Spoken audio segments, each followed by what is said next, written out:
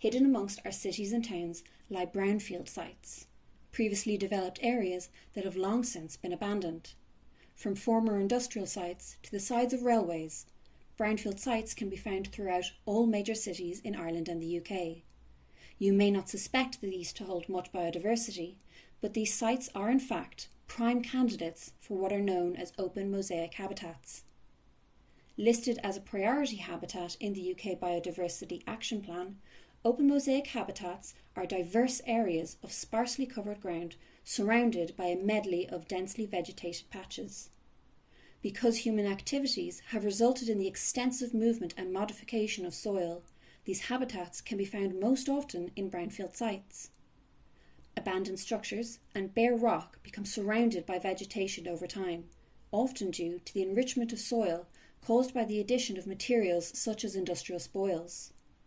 The resulting variation allows for a mosaic of different habitats to form in close proximity to each other, which are often capable of supporting diverse ranges of plant and animal assemblages.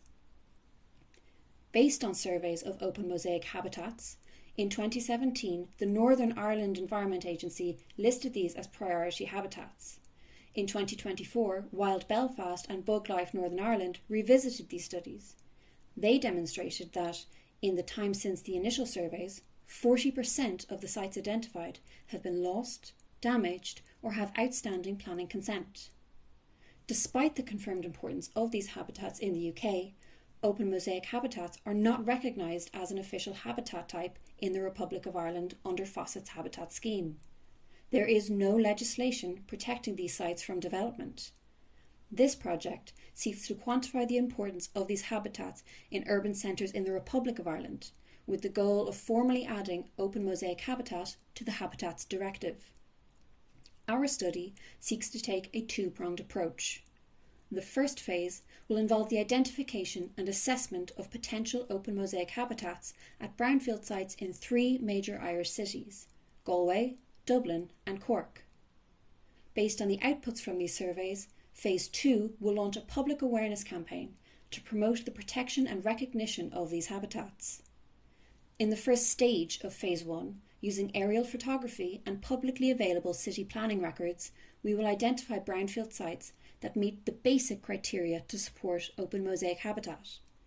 Past records of flora and fauna in the selected cities will be cross-referenced to narrow down the list of potential habitats.